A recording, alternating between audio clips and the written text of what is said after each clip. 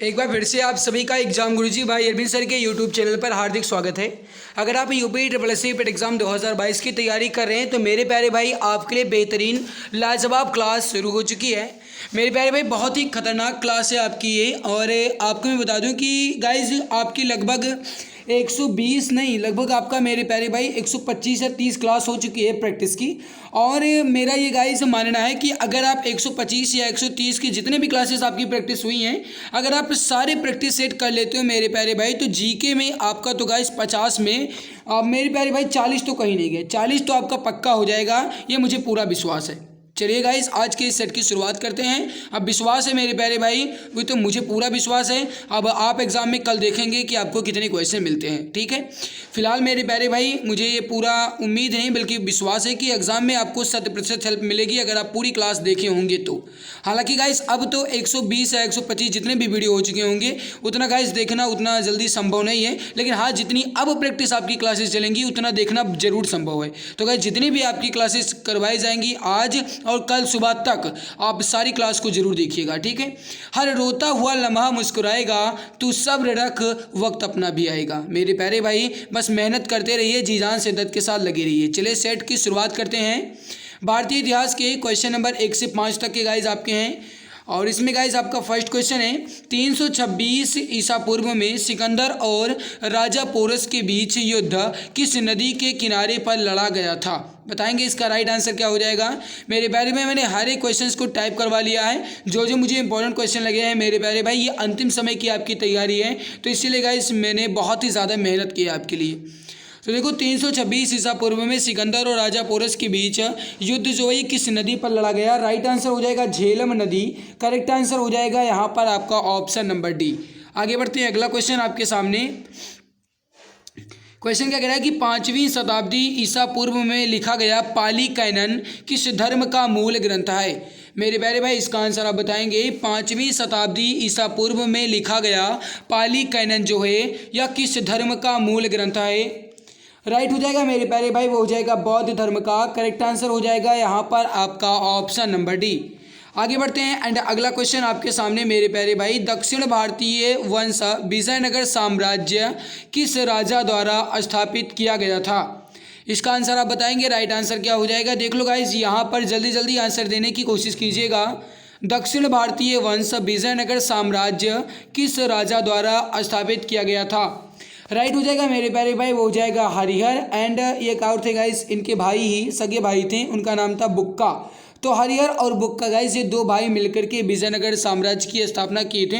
तो राइट क्या हो जाएगा यहाँ पर आपका हरिहर। करेक्ट आंसर हो जाएगा ऑप्शन बी या गाइस विकल्प नंबर 2। जो भी प्यारे भाई बहन मित्र यहाँ पर ऑप्शन बी बता रहे हैं बिल्कुल सही आंसर हो जाएगा। आगे बढ़ते हैं गाइस की क्वेश्चन है हेलियोडोरस स्तंभ जो है यह किस राज्य में स्थित है। मेरे प्यारे भाई जो हेलियोडोरस स्तंभ है इसको गाइस याद रखिएगा खाम बाबा के नाम से भी जानते हैं, जो कि सांची स्तूप से मात्र 5 मील दूर है। सांची स्तूप कहाँ है मेरे प्यारे भाई, अब आप यहाँ पर थोड़ा सा दिमाग लगा सकते हैं, कहाँ पर है, मध्य प्रदेश में है। तो सांची स्तूप का निर्माण किसने करवाया था गाइस। ये निर्माण जो है सांची स्तूप का निर्माण करवाया था, वो करवाया था अशोक ने। और हेलियोडोरस स्तंभ जो है गाइस जिसे खाम बाबा स्तंभ के नाम से भी जाना जाता है, तो जो गाइस हेलियोडोरस स्तंभ है इसे हेलियोडोरस ने बनवाया था। और है कहाँ पर, ये आपका है मध्य प्रदेश में। मैंने अभी आपको बताया कि सांची स्तूप से मात्र 5 मील दूर है 5 मील दूर है, लेकिन मैंने मात्र शब्द लगा दिया, कोई बात नहीं। अगला क्वेश्चन आपके सामने गाइस कि भारतीय दर्शन की 6 विचारधाराओं में से निम्न में से कौन सी एक है। भारतीय दर्शन की 6 विचारधाराओं में से निम्न में कौन सी एक है, ये क्वेश्चन आपसे पूछा जा रहा है। गजब का क्वेश्चन है गाइस, आपके एग्जाम की दृष्टि से ये इंपॉर्टेंट है, ठीक है। और देखो गाइस मैं थोड़ा तेज़ी से चल रहा हूँ क्योंकि आप जानते हैं कि आपका एग्जाम नज़दीक है, तो आपका टाइम वेस्ट करना गाइस कोई अच्छा काम नहीं होगा, इसीलिए मैं बहुत तेज़ी से चल रहा हूँ। प्लीज़ आप जल्दी जल्दी आंसर देने की कोशिश कीजिएगा। और जो भी प्यारे भाई बहन चैनल पर पहली बार आए मैं सब्सक्राइब जरूर कर लेंगे, क्योंकि गाइस दिन भर में आपकी कई सारे क्लासेस करवा दी जाती हैं, तो नोटिफिकेशन का आपको गाइस कुछ भी यहाँ पर इंतजार ही न रहे, आप तक तुरंत गाइस वीडियो पहुंचे और आप क्लास देखना शुरू कर दें। मात्र कुछ ही घंटे बचे हैं आपकी परीक्षा में।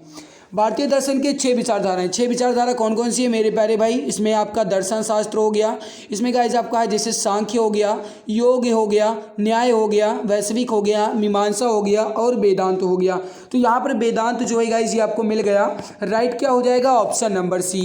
आगे बढ़ते हैं गाइस, भारतीय राष्ट्रीय आंदोलन का क्वेश्चन आ गया है, ठीक है, इंडियन नेशनल मूवमेंट का, जिसमें आपका क्वेश्चन है कि तुम मुझे खून दो मैं तुम्हें आज़ादी दूंगा, यह नारा जो है ये किसने दिया था? तुम मुझे खून दो मैं तुम्हें आज़ादी दूंगा, यह नारा किसने दिया मेरे प्यारे भाई? ये दिया गया था सुभाष चंद्र बोस द्वारा। ऑप्शन डी करेक्ट आंसर आपका हो जाएगा।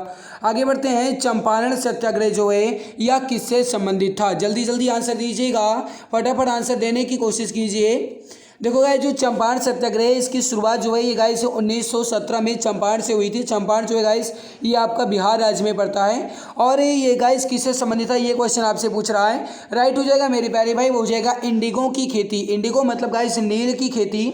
राइट आंसर हो जाएगा आपका ऑप्शन ए या विकल्प नंबर 1। जो भी प्यारे भाई बहन मित्र यहाँ पर ऑप्शन ए बता रहे हैं बिल्कुल सही आंसर हो जाएगा। आगे बढ़ते हैं, अगला क्वेश्चन है, भारत जो है यह किस वायसराय के कार्यकाल के दौरान स्वतंत्र हो गया? यानी गाइस जब भारत स्वतंत्र हुआ तो उस समय जो गाइस कार्यकाल, उस समय जो कार्यकाल था वह किस वायसराय का था? इसका आंसर आपको बताना है। क्वेश्चन नंबर 8 का राइट आंसर यहाँ पर क्या हो जाएगा? बहुत बढ़िया मेरे प्यारे भाई, किसका था? राइट हो जाएगा माउंटबेटन का। करेक्ट आंसर हो जाएगा यहाँ पर आपका ऑप्शन नंबर डी। आगे बढ़ते हैं, महात्मा गांधी ने किस गोलमेज सम्मेलन में भाग लिया? महात्मा गांधी ने किस गोलमेज सम्मेलन में भाग लिया? क्वेश्चन नंबर 9 का आंसर आप बताएंगे। राइट आंसर क्या हो जाएगा मेरे प्यारे भाई? राइट आंसर हो जाएगा आपका, हो जाएगा द्वितीय गोलमेज सम्मेलन जो कि 1931 में हुआ। अब आप गाइस एक बात आप और याद रखिएगा, कभी कभी आपसे क्वेश्चन इस प्रकार भी पूछा जा सकता है कि जो द्वितीय गोलमेज सम्मेलन हुआ ये कब हुआ मेरे प्यारे भाई? तो ये 1931 में हुआ और द्वितीय गोलमेज सम्मेलन में ही महात्मा गांधी ने भाग लिया था। राइट आंसर हो जाएगा यहाँ पर आपका ऑप्शन नंबर बी या गाइस विकल्प नंबर 2। आगे बढ़ते हैं, असहयोग आंदोलन के दौरान किस तारीख को भीड़ ने गोरखपुर के चौरी चौरा के पुलिस थाने में आग लगा दी थी? इसका आंसर आप बताएंगे। राइट आंसर क्या हो जाएगा? Question number 10। प्लीज़ जल्दी से आंसर देने की कोशिश कीजिए। राइट आंसर यहाँ पर क्या हो जाएगा? बहुत बढ़िया मेरे प्यारे भाई, गजब का आंसर आप सभी बता रहे हैं और ऐसा ही रिस्पांस आपका होना भी चाहिए। राइट हो जाएगा 4 फरवरी 1922। जो भी हमारे प्यारे भाई बहन मित्र यहाँ पर ऑप्शन नंबर सी 4 फरवरी 1922 बता रहे हैं, बिल्कुल राइट आंसर हो जाएगा। गाइस आपका इंडियन ज्योग्राफी यानी कि भूगोल से संबंधित क्वेश्चन आ गया। इंडियन एंड यहाँ पर वर्ल्ड दोनों ज्योग्राफी मिक्स किए गए हैं। 5 गाइस क्वेश्चन आपका ये भी है, 5 मार्क्स का क्वेश्चन है।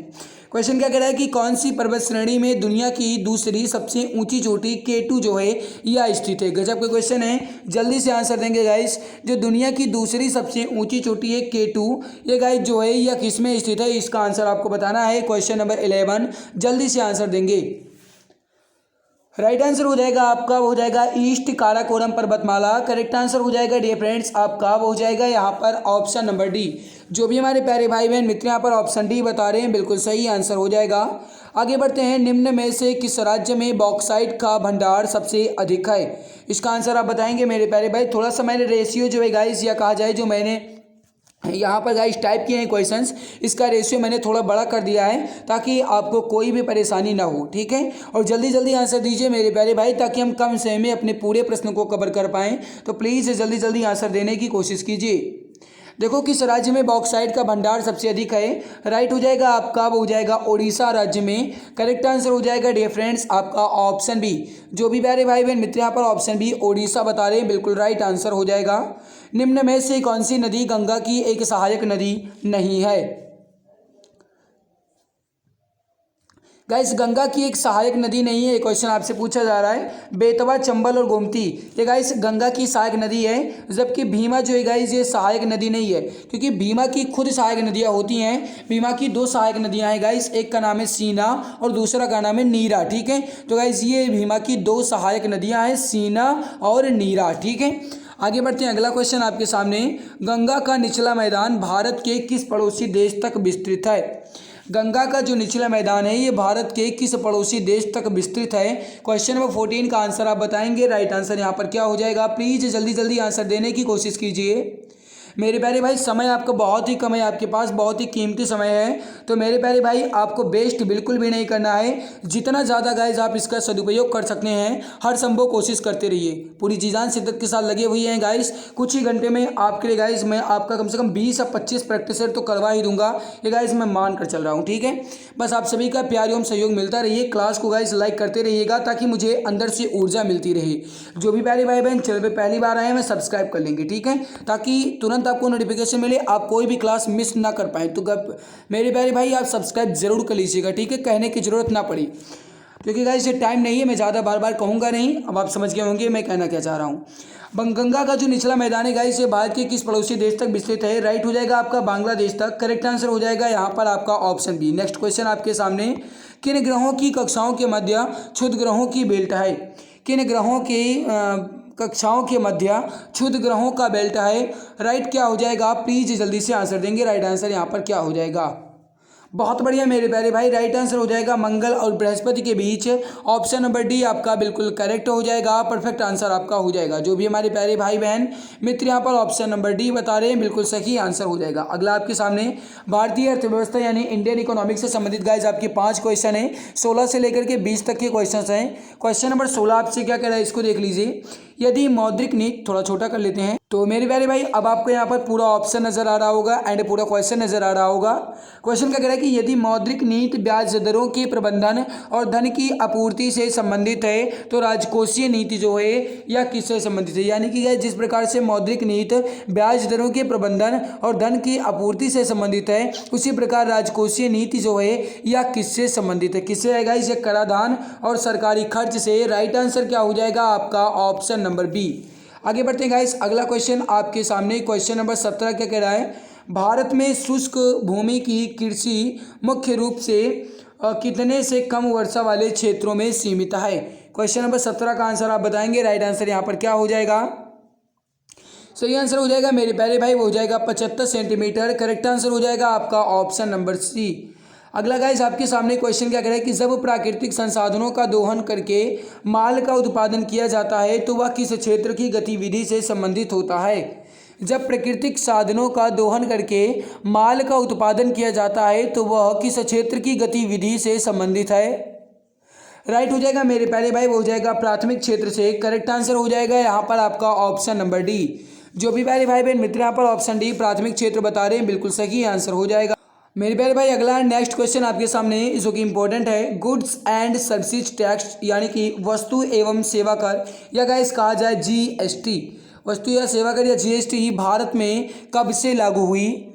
मेरे प्यारे भाई जल्दी से आंसर देंगे, इसका राइट आंसर क्या हो जाएगा? Question number 19।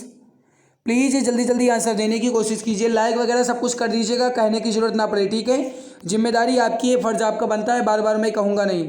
गाइस जीएसटी जो है भारत में कब से लागू हुई? राइट आंसर हो जाएगा आपका, वो हो जाएगा 1 जुलाई 2017 से, करेक्ट आंसर हो जाएगा डियर फ्रेंड्स आपका ऑप्शन नंबर बी। आगे बढ़ते हैं एंड नेक्स्ट क्वेश्चन आपके सामने, भारत की जो वित्तीय राजधानी है ये क्या है? भारत की वित्तीय राजधानी क्या है? कोलकाता, दिल्ली, मुंबई या फिर चेन्नई? प्लीज़ जल्दी से आंसर देने की कोशिश कीजिए। क्वेश्चन नंबर 20 का राइट आंसर यहाँ पर क्या हो जाएगा? मेरे प्यारे भाई जो भारत की वित्तीय राजधानी है ये क्या है? ये क्वेश्चन आपसे पूछा जा रहा है, राइट आंसर हो जाएगा आपका, वो हो जाएगा मुंबई। जो भी प्यारे भाई बहन मित्र यहाँ पर ऑप्शन नंबर 3 मुंबई बता रहे हैं बिल्कुल सही आंसर हो जाएगा। आगे गाइस आपका भारतीय संविधान एवं लोक प्रशासन से संबंधित क्वेश्चन है। क्वेश्चन आपसे क्या कह रहा है कि भारत सरकार द्वारा सरकार की संसदीय प्रणाली किस राष्ट्र के संविधान के आधार पर बनाई गई थी? तो गाइस भारत में संविधान है और उस संविधान में जो संसदीय प्रणाली है या किस देश के संविधान से ली गई है? कुल मिलाकर के प्रश्न पूछने का मतलब ये है, प्लीज़ जल्दी से आंसर देने की कोशिश कीजिएगा। राइट आंसर यहाँ पर क्या हो जाएगा? Question number 21। बहुत बढ़िया मेरे प्यारे भाई, सही आंसर हो जाएगा यहाँ पर आपका, वो हो जाएगा यूनाइटेड किंगडम से, करेक्ट आंसर हो जाएगा आपका, वो हो जाएगा यहाँ पर ऑप्शन नंबर ए। जो भी प्यारे भाई बहन यहाँ पर ऑप्शन ए बता रहे हैं बिल्कुल सही आंसर हो जाएगा। आगे बढ़ते हैं गाइस, अगला क्वेश्चन आपके सामने कि भारत में क्रमशः राज्यों और केंद्र शासित प्रदेशों की संख्या जो है ये कितनी है? भारत में गाइस राज्य कितने हैं और केंद्र शासित प्रदेश कितने हैं? इसका आंसर आप बताएंगे, राइट आंसर क्या हो जाएगा? प्लीज़ जल्दी जल्दी आंसर देने की कोशिश कीजिए, इसका सही आंसर क्या हो जाएगा?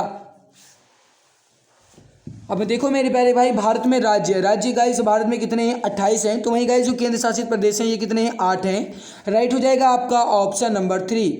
अगला गाइस क्वेश्चन है कि संविधान सभा में उद्देश्य प्रस्ताव निम्नलिखित में से किसके द्वारा प्रस्तुत किया गया था?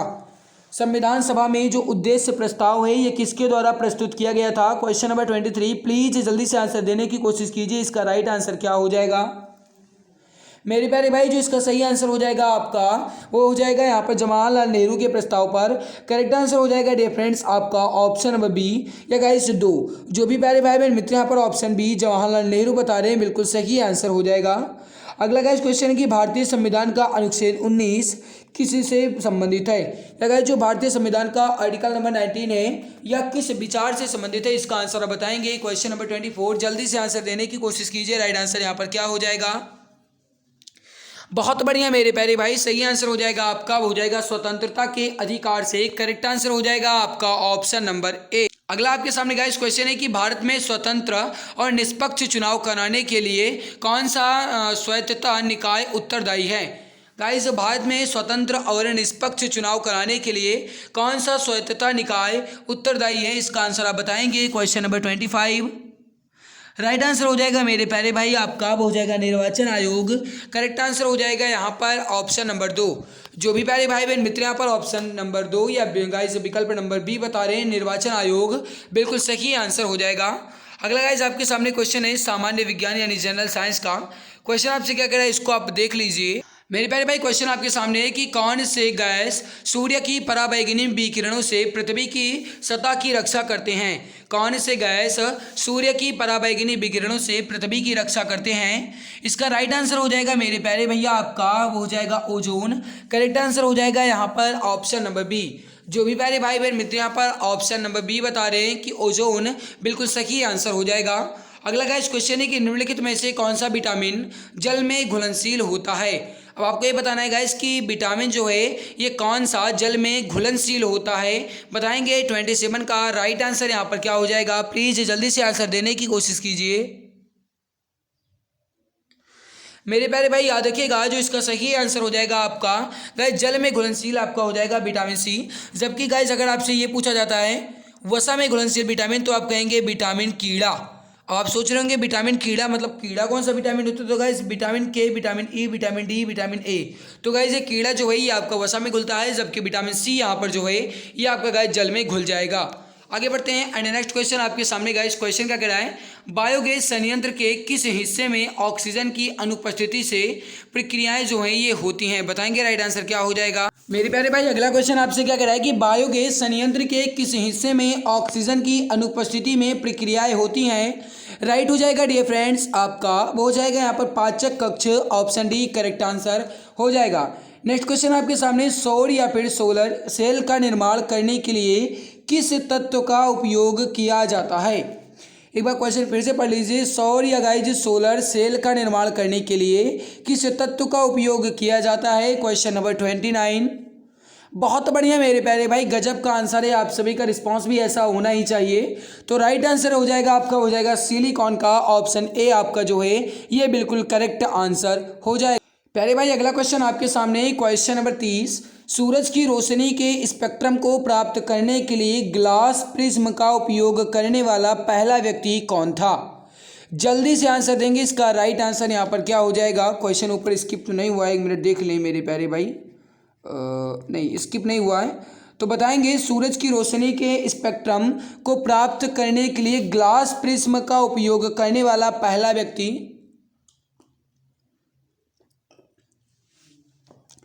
वो हो जाएगा मेरे प्यारे भाई आपका sir Isaac Newton. Correct answer हो जाएगा यहाँ पर option number B. Sir Isaac Newton ने गाइस ये सबसे पहले प्रयोग किया था। राइट आंसर हो जाएगा डियर फ्रेंड्स आपका ऑप्शन बी। नेक्स्ट आपके सामने गाइस हिंदी से संबंधित क्वेश्चन है, ठीक है। बीच में मैंने गाइस 5 क्वेश्चन आपके अंग्रेजी के जो है वो स्किप कर दिए हैं, वो गद्यांश से रिलेटेड थे यानी पैसेज से। तो गाइस आप पैसेज को पढ़ करके आसानी से बता सकते हो, बिल्कुल ईजी होता है, ठीक है। इसकी जो गाइस फुल पीडीएफ है आपको टेलीग्राम पर मिल जाएगी, एग्जाम गुरुजी बाय अरविंद सर के नाम से है। और मेरे प्यारे भाई एक बात आपको और बता दें कि इसी वीडियो के नीचे डिस्क्रिप्शन में मेरे प्यारे भाई मैंने एक चैनल की लिंक दे रखी है और बहुत ही गाइस आपको उससे हेल्प मिलेगी, रिवीजन क्लासेस आपको वहाँ पर मिलेंगी। तो आप उस चैनल को अभी के अभी सब्सक्राइब कर लीजिएगा, ठीक है। नीचे डिस्क्रिप्शन में लिंक अवेलेबल है। सही वर्तनी वाले शब्द का चयन कीजिए। विस्तार जो है किस तरीके से लिखा जाएगा। हालांकि छोटे छोटे बच्चे भी इसका आंसर बता सकते हैं। राइट हो जाएगा मेरे प्यारे भाई ऑप्शन ए की तरह। करेक्ट आंसर हो जाएगा ऑप्शन ए। नेक्स्ट, दिए गए वाक्य का वह भाग ज्ञात करें जिसमें कोई त्रुटि है। अब आपको ये बताना है इसमें गाइस त्रुटि कौन से है, इसमें त्रुटि किस में है, बताएंगे। इसका राइट आंसर क्या हो जाएगा। आपसे त्रुटि ही पूछा जा रहा है, बताएंगे। Question number 37। देखो गाइस, आकर्षण का केंद्र यह मांडवगढ़ शाही महलों की खंडहर है। शाही महलों की ऑप्शन नंबर 3 में आपका त्रुटि है। अगला आपके सामने रिक्त स्थान को भरने के लिए सबसे उपयुक्त शब्द का चयन करें। बोतल में पानी। बोतल में पानी कैसा होना चाहिए। बोतल में पानी को साथ भरा है, क्या ऐसा हो पाएगा। सेंटेंस बिल्कुल भी नहीं यहाँ पर बैठेगा। ऑप्शन ए आपका बिल्कुल गलत। दूसरा देखो मेरे प्यारे भाई, बोतल में पानी के बारे में भरा है, अरे ऐसा भी नहीं होगा। बोतल में पानी आधा भरा है, बहुत बढ़िया। ऑप्शन नंबर 3 यहाँ पर आपका बिल्कुल करेक्ट हो जाएगा। रूह कांपना मुहावरे का क्या अर्थ है। जैसे गाइस आपका एग्जाम नज़दीक आ रहा है तो रूह जरूर कांप रहे होंगे, है ना। थोड़ी बहुत डर आपको जरूर लग रही होगी, पता नहीं कैसे क्या एग्जाम हो, आपके मन में सवाल जरूर होंगी, वाकई बात है। तो मेरे प्यारे भाई रूह कांपने का अर्थ क्या होता है, बहुत डरना, यानी बहुत ही ज़्यादा डरे होना। राइट यहाँ पर क्या हो जाएगा डियर फ्रेंड्स, आपका ऑप्शन बी। बिल्कुल भी मत डरिए मेरे प्यारे भाई, शुभकामना हमारी आपके साथ है, ऊपर वाले का आशीर्वाद है, माता पिता का आशीर्वाद लेकर के जाइएगा, माता सरस्वती की पूजा करके जाइएगा। एग्जाम में आपको गाइस 100% हेल्प मिलेगी, ठीक है। बस गाइस आप अपनी मेहनत पर विश्वास रखिए। अगला है कि दिए गए शब्द का विलोम चुनिए। आपको बताना है गाइस कि कृत्रिम का विलोम क्या होगा। ध्यान दीजिएगा, आपसे यहाँ पर विलोम पूछा जा रहा है। कृत्रिम का विलोम, कृत्रिम का मतलब क्या होता है मेरे प्यारे भाई। यहाँ पर कृत्रिम का मतलब होता है आपका वो होता है गाइस कि मानव के द्वारा बनाई गई, और प्राकृतिक का मतलब होता है ईश्वर के द्वारा बनाई गई। तो ये आपका विलोम हो जाएगा, राइट हो जाएगा ऑप्शन बी। नेक्स्ट गाइस, अब आपका यहाँ पर सामयिक आ गया है, यानी करंट अफेयर के क्वेश्चन आ गए हैं। तो मेरे प्यारे भाई यहाँ पर मैं इसको अभी के अभी कंप्लीट करवा देता हूँ। 51 से 60 तक के क्वेश्चंस हैं, देख लीजिए गाइस। 2022-23 के लिए गेहूं की फसल का न्यूनतम समर्थन मूल्य यानी MSP, ठीक है, जो है ये प्रति क्विंटल रुपए में क्या है। 2022-23 में गाइस जो गेहूं की फसल का न्यूनतम समर्थन मूल्य है ये क्विंटल में कितना है। गाइस आपसे यहाँ पर कुल मिलाकर के दाम पूछा गया है। राइट हो जाएगा आपका 2015, राइट हो जाएगा आपका ऑप्शन सी। एंड अगला क्वेश्चन आपके सामने मेरे प्यारे भाई, क्वेश्चन क्या कह रहा है। मिस वर्ल्ड का खिताब जीतने वाली पहली भारतीय और एशिया महिला का नाम क्या है। गजब का क्वेश्चन है, एग्जाम की दृष्टि से इंपॉर्टेंट बहुत है।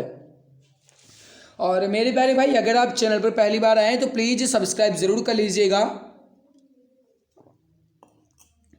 देखो ऐसे मिस वर्ल्ड का खिताब जीतने वाली पहली भारतीय एशियाई महिला का नाम है वो है रीता फारिया। क्या नाम है, रीता फारिया। करेक्ट आंसर हो जाएगा आपका ऑप्शन नंबर सी। गाइस गला सूख जाता है, पानी पीकर मैं आपकी क्लास ले रहा हूँ, इतना आप समझ लीजिए। मेहनत बहुत कर रहे हैं आपके लिए, जी जान शिद्दत लगा रहे हैं गाइस, क्योंकि मुझे भी पता है कि आपका एग्जाम नज़दीक है। और ऐसे में गाइस आपके लिए मैं जितनी ज़्यादा कोशिश कर पाऊँ, जितनी ज़्यादा गाइस मैं आपके लिए मदद कर सकूँ, उतनी गाइस मैं आपकी हेल्प करूँ। इसीलिए मेरे प्यारे भाई मैं आपकी पूरी जी जान शिद्दत के साथ मदद कर रहा हूँ, ठीक है। तो आप भी मेरे प्यारे भाई सपोर्ट करने की कोशिश कीजिए, कम से कम क्लास को तो लाइक एंड शेयर कर ही दिया करो, ठीक है। तो यहाँ पर गाइस क्वेश्चन आपसे क्या कह रहा है, थोड़ा गाइस ये ज़्यादा बड़ा था, इसका फॉन्ट मैंने छोटा कर दिया है। क्वेश्चन क्या कह रहा है, who became the new king of the British immediately after the death of queen Elizabeth II। That means वह महारानी एलिजाबेथ द्वितीय के मृत्यु के तुरंत बाद ब्रिटिश के नए राजा कौन बने, बताएंगे। Question number 53। गाइस जो आपके करंट अफेयर के क्वेश्चंस होते हैं वो मैं यहाँ पर इंग्लिश में भी टाइप करवा लेता हूँ, क्योंकि गाइस इंग्लिश में करंट अफेयर के क्वेश्चन टाइप होना जरूरी है, क्योंकि गाइस एग्जाम में कभी कभी जो ऑप्शन होते हैं इंग्लिश में ही दे दिए जाते हैं, जैसे यहाँ पर आपको मिल रहा है क्वेश्चन नंबर 53 में। तो जल्दी से आंसर दीजिए, इसका राइट आंसर क्या हो जाएगा। बहुत बढ़िया मेरे प्यारे भाई, महारानी एलिजाबेथ द्वितीय की मृत्यु हो गई, उसके बाद वहाँ के बने हैं किंग चार्ल्स III। कौन बने हैं, किंग चार्ल्स III वहाँ के राजा बने हैं। तभी तो गाइस ये बात उठी थी कि अपना कोहिनूर राम ले आएंगे। अगला देखो गाइस, एशिया कप 2022 में कौन विजेता बना, who became winner in Asia cup 2022। अब मेरे प्यारे भाई एशिया कप 2022 में विजेता कौन बने, देखा होगा आपने, मैच वगैरह सभी देखे होंगे। तो गाइस एग्जाम भले ही नज़दीक है लेकिन मैच देखना जरूरी था, है ना। तो क्या हो जाएगा, श्रीलंका गाइस जो है ये इसका विजेता बना है, विनर बना है। राइट हो जाएगा डियर फ्रेंड्स आपका यहाँ पर ऑप्शन नंबर डी। जो भी प्यारे भाई बहन मित्र यहाँ पर ऑप्शन डी श्रीलंका बता रहे हैं, बिल्कुल सही आंसर हो जाएगा। अगला आपके सामने भारत बायोटेक द्वारा विकसित भारत की स्वदेशी कोविड-19 वैक्सीन कौन सी है? भारत बायोटेक द्वारा विकसित जो भारत की स्वदेशी कोविड-19 वैक्सीन है ये कौन सी है? Question number 55। बहुत बढ़िया मेरे प्यारे भाई, यह है कोवैक्सीन। कौन सी है? कोवैक्सीन। ये गाइस भारत की एक स्वदेशी कोविड-19 वैक्सीन है। राइट हो जाएगा डियर फ्रेंड्स आपका यहाँ पर ऑप्शन नंबर सी। आगे बढ़ते हैं। नेक्स्ट क्वेश्चन आपके सामने गाइस क्वेश्चन है, भारत ने किस वर्ष में परिवार नियोजन के लिए एक राष्ट्रीय कार्यक्रम आरंभ किया था? यहाँ पर ये नियोजन लिखा गया है, थोड़ा सा टाइपिंग मिस्टेक है, माफ कर देना। भारत ने किस वर्ष में परिवार नियोजन के लिए एक राष्ट्रीय कार्यक्रम आरंभ किया था? राइट हो जाएगा डियर फ्रेंड्स आपका, वो हो जाएगा 1952 में। कब? 1952 में। ऑप्शन डी यहाँ पर जो है या गाइस कहा जाए विकल्प नंबर 4 जो है आपका बिल्कुल करेक्ट हो जाएगा। आगे बढ़ते हैं। 2011 की जनगणना के अनुसार निम्न में से किस राज्य में साक्षरता की दर सबसे कम है?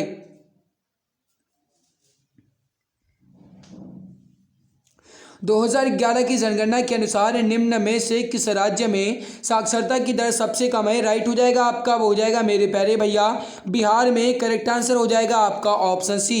नेक्स्ट क्वेश्चन आपके सामने गाइस क्वेश्चन क्या कह रहा है, यहाँ पर आप ध्यान दीजिएगा, थोड़ा सा स्पष्ट हो जाने दीजिए मेरे प्यारे भाई। ये थोड़ा जूम करने में गाइस हो जाता है ना तो थोड़ा ब्लर आ जाता है। देखो क्वेश्चन नंबर 58 क्या कह रहा है, पीएम श्री योजना which was launched recently is associated with which field? यानी पीएम श्री योजना जिसे हाल ही में लॉन्च किया गया था या जो है या किस क्षेत्र से संबंधित है? क्वेश्चन नंबर 58 जल्दी से आंसर देंगे, इसका राइट आंसर यहाँ पर क्या हो जाएगा? मेरे प्यारे भाई जो पीएम श्री योजना है इसे हाल ही में लॉन्च किया गया और ये गाइस एजुकेशन से संबंधित है यानी शिक्षा से संबंधित है। राइट आंसर हो जाएगा डियर फ्रेंड्स आपका ऑप्शन सी। जो भी हमारे प्यारे भाई बहन मित्र यहाँ पर ऑप्शन सी एजुकेशन बता रहे हैं बिल्कुल राइट आंसर हो जाएगा। अगला क्वेश्चन की अमृत योजना का पूरा नाम क्या है? जो गाइस अमृत योजना है इसका पूरा नाम क्या है? क्वेश्चन नंबर 59 जल्दी से आंसर दीजिए, इसका करेक्ट आंसर यहाँ पर क्या हो जाएगा? प्लीज़ जल्दी जल्दी आंसर दीजिए। और मेरे प्यारे भाई अगर आपने अभी तक लाइक नहीं किया है तो प्लीज़ लाइक ज़रूर कर दीजिएगा, क्योंकि यार जी जान शिद्दत मेहनत हम आपके लिए कर रहे हैं तो इतनी जिम्मेदारी आपकी बनती है, ये आपका इतना फ़र्ज़ है कि कम से कम आप लाइक तो कर ही दिया करो।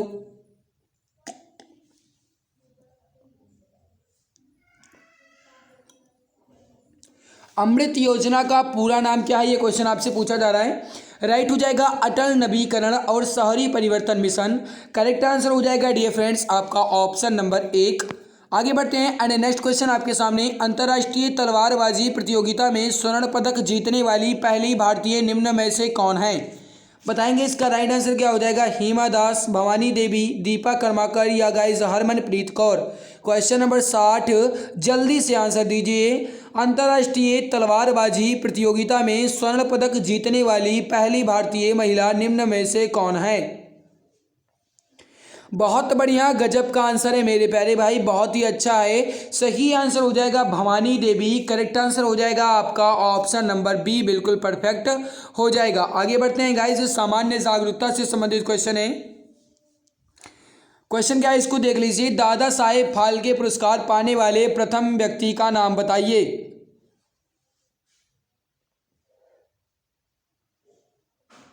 मेरे प्यारे भाई जो दादा साहेब फाल्के पुरस्कार है ये फिल्म के क्षेत्र में दिया जाता है, इस बात को आप याद रखिएगा। और गाइस सबसे पहले जो दादा साहेब फाल्के पुरस्कार दिया गया ये देविका रानी को दिया गया। राइट आंसर हो जाएगा डियर फ्रेंड्स आपका ऑप्शन नंबर 1। अगला गाइस की लाइफ डिवाइन नामक पुस्तक के लेखक कौन है? लाइफ डिवाइन नामक द लाइफ डिवाइन नामक पुस्तक के लेखक कौन है? जल्दी से आंसर देंगे, इसका राइट आंसर यहाँ पर क्या हो जाएगा?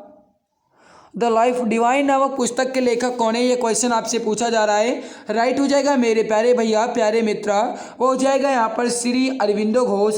करेक्ट आंसर हो जाएगा आपका ऑप्शन नंबर सी। जो भी प्यारे भाई बहन मित्र यहाँ पर ऑप्शन सी श्री अरविंदो घोष बता रहे हैं बिल्कुल राइट आंसर हो जाएगा। नेक्स्ट क्वेश्चन आपके सामने गाइस कि निम्न में से कौन सा विकल्प तमिलनाडु से जुड़ी मार्शल आर्ट का एक रूप है? थोड़ा क्वेश्चन स्पष्ट हो जाने दीजिए, उसके बाद आंसर देने की कोशिश कीजिएगा। राइट आंसर यहाँ पर क्या हो जाएगा? कौन सा विकल्प तमिलनाडु से जुड़ी मार्शल आर्ट का रूप है? राइट हो जाएगा डियर फ्रेंड्स आपका वो हो जाएगा सिलंबन, ऑप्शन ए करेक्ट हो जाएगा। राष्ट्रीय एकीकरण की दिशा में योगदान के लिए कौन सा पुरस्कार दिया जाता है? देखो गाइस मैं ये टारगेट रखता हूँ कि कम समय में मैं अपने पूरे प्रश्न को कवर करवा दूँ, इसलिए गाइस मैं थोड़ा तेज़ी से चलता हूँ, स्पीड बढ़ाते हुए चलता हूँ, ठीक है। 80 की स्पीड हमारी रहती है। तो मेरे प्यारे भाई अगर आपको लगता है मैं बहुत तेज़ी से बोल रहा हूँ तो आप स्पीड को थोड़ा स्लो कर लीजिएगा, ठीक है। आप गाइस जाइए क्वालिटी में आपको स्पीड मिलेगा, वहाँ से गाइस आप नॉर्मल से थोड़ा स्लो कर लीजिएगा। अगर स्लो लग रहा है तो आप थोड़ा तेज़ कर लीजिएगा, ठीक है। टाइम वेस्ट बिल्कुल भी नहीं करना है, इसीलिए मेरे प्यारे भाई मैं आपका इतना तेज़ी से क्लास करवा रहा हूँ। ओके, तो देखो गाइस राष्ट्रीय एकीकरण की दिशा में योगदान के लिए कौन सा पुरस्कार दिया जाता है? सरदार पटेल पुरस्कार। राइट हो जाएगा डियर फ्रेंड्स आपका ऑप्शन नंबर बी। आगे गाइस की संयुक्त राष्ट्र के महासचिव कौन है? संयुक्त राष्ट्र के जो महासचिव हैं ये कौन है, इसका आंसर आप बताएंगे। राइट आंसर यहाँ पर क्या हो जाएगा? सही आंसर हो जाएगा Antonio Guterres, option D correct हो जाएगा। अगला गाइस कि निम्न में से किस खिलाड़ी ने ओलंपिक खेलों में सबसे अधिक पदक जीते हैं? अब इसका आंसर आप दीजिए। और मेरे प्यारे भाई आपसे निवेदन है कि अगर आप चैनल पर पहली बार आए हैं तो प्लीज़ सब्सक्राइब ज़रूर कर लीजिएगा, ताकि गाइस आपको तुरंत क्लास मिले, क्योंकि कुछ ही घंटे बाकी हैं आपकी परीक्षा में। तो मेरे प्यारे भाई आपको ज़्यादा से ज़्यादा जितनी भी क्लासेस मैं दे रहा हूँ सारी क्लास का नोटिफिकेशन समय से मिला करिए। तो जो भी प्यारे भाई बहन चैनल पर पहली बार आए हैं वह सब्सक्राइब जरूर कर लेंगे अपनी भलाई के लिए। तो गाइस किस खिलाड़ी ने ओलंपिक खेलों में सबसे अधिक पदक जीते? वो गाइस माइकल फेल्प्स हैं। राइट हो जाएगा आपका विकल्प नंबर 2, या गाइस कहा जाए तो ऑप्शन नंबर बी बिल्कुल करेक्ट हो जाएगा। अगला गाइस की गोलकुंडा किला भारत के किस राज्य में स्थित है? गोलकुंडा किला जो है ये भारत के किस राज्य में है? प्लीज हमारे सभी मित्र जल्दी से आंसर देंगे।